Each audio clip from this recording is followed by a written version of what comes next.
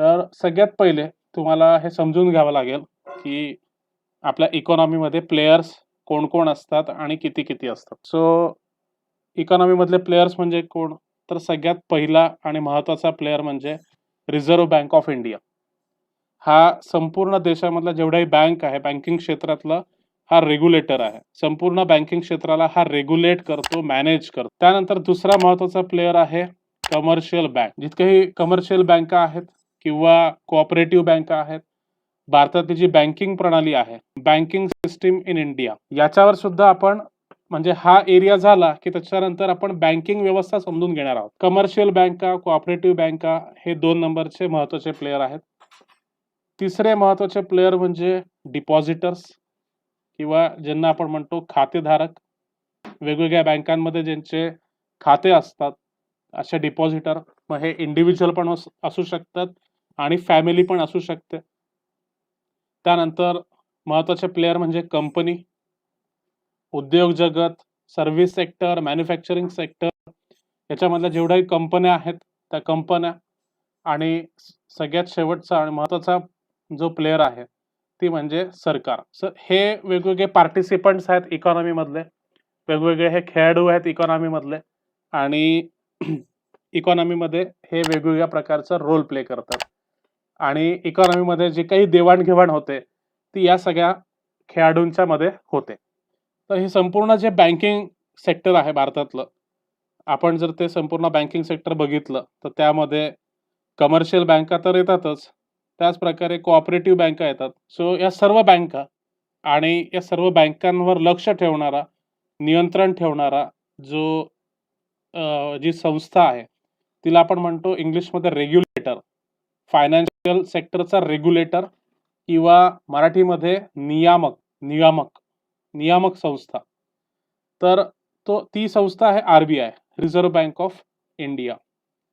म्हणजे हे जे काही ज्या बँका आहेत त्यांना रेग्युलेट करण्याचं काम, त्यांच्यावर कंट्रोल ठेवण्याचं काम हे RBI करतं. मग आता आपल्याला जे काही मॉनेटरी पॉलिसी आहे किंवा मौद्रिक धोरण आहे ते जर आपल्याला समजून घ्यायचं असेल, मॉनेटरी पॉलिसी किंवा मौद्रिक धोरण जर समजून घ्यायचं असेल तर आपल्याला एका बँकेचं जे बिझनेस मॉडेल आहे, सिंपल बिझनेस मॉडेल, ते समजून घ्यायचं आहे. ते समजून घ्यावं लागेल. तर ह्या ज्या बँका आहेत यांना आपण काय म्हणतो, यांना इंग्लिशमध्ये एक शब्द आहे फायनान्शियल इंटरमिजियरीज, असं आपण या बँकांना म्हणतो. ठीक आहे. किंवा याला मराठीमध्ये दुसरा काय शब्द आहे, वित्तीय मध्यस्थ, वित्तीय मध्यस्थ संस्था, फायनान्शियल इंटरमिजियरीज. ठीक आहे. तर बँक किंवा फायनान्शियल इंटरमिजियरीज हे काय करतात, एकीकडे असतात डिपॉझिटर किंवा खातेधारक आणि एकीकडे असतात कंपनी किंवा उद्योग क्षेत्र. तर यांच्यामध्ये ते वित्तीय मध्यस्थ म्हणून ते काम करतात. वित्तीय मध्यस्थ किंवा फायनान्शियल इंटरमिजियरीज म्हणून ते काम करतात. म्हणजे काय, तर हे जे खातेधारक आहेत ते आपली जी बचत आहे, आपला जो पैसा आहे ते बँकेकडे देतात आणि तो पैसा बँका उद्योग जगताला व्याजावर देतात किंवा कर्ज म्हणून देतात. तर अशा प्रकारचं फायनान्शियल इंटरमिजियरी ही कुठली पण बँक अशा प्रकारचं काम करते, ज्याला आपण वित्तीय मध्यस्थ किंवा फायनान्शियल इंटरमिजियरी म्हणतो. आता एवढं जर कळलं असेल तर तुम्हाला हे पण कळेल की या बँकेचं बिझनेस मॉडेल कसं आहे, कशा प्रकारचं बिझनेस मॉडेल आहे. तर उदाहरणार्थ जेव्हा खातेधारक आपली बचत त्या बँकेमध्ये ठेवतात त्याच्या बदल्यामध्ये ती बँक त्यांना देते व्याज. त्यानंतर जेव्हा बँक उद्योग जगताला कर्ज म्हणून पैसा पुरवते त्याच्या बदल्यात ती व्याज वसूल करते. ठीक आहे, इंटरेस्ट वसूल करते. मग आता ही जी बँक आहे, आता आपण हेडिंगच दिलेलं आहे की business model of a bank. कुठली पण बँक काय करते, व्यवसाय करते किंवा बिझनेस करते. मग एखादी बँक जर बिझनेस करत असेल तर ती प्रॉफिट कसा कमवेल, तर हे जे 2 व्याज दर आहेत, म्हणजे खातेधारकांना जे व्याज दिलेलं आहे आणि उद्योग जगताकडून जे व्याज घेतलेलं आहे याच्यामधला जो फरक आहे ते असतं बँकेचं मार्जिन किंवा याला आपण म्हणतो प्रॉफिट. ठीक आहे. म्हणून संपूर्ण जी बँकिंग व्यवस्था आहे ती काय करते, खातेधारकांकडून पैसा गोळा करते, त्याच्या बदल्यात त्यांना व्याज देते. त्याच्यानंतर उद्योग जगताला कर्जाने पैसा पुरवते, त्याच्या बदल्यात व्याज वसूल करते आणि ह्या दोन्ही व्याजाच्या ज्या रकमा आहेत किंवा व्याजाची जी टक्केवारी आहे त्याच्यामधला जो फरक असतो तो बँकेचा नफा असतो. बँकेचा नफा कसा?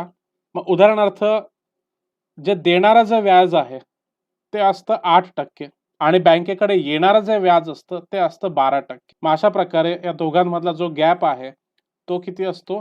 4%. मग हे जे 4% आहे हे बँकेचं मार्जिन आहे. हे बँकेचं मार्जिन आहे. अशा प्रकारे कुठलीही बँक, भारतामधली कुठलीही बँक अशा प्रकारचं बिझनेस करते. मग आता ह्याचे मार्जिन रिक्वायरमेंट्स आहेत. मार्जिन रिक्वायरमेंट्स हे कोण ठरवतं?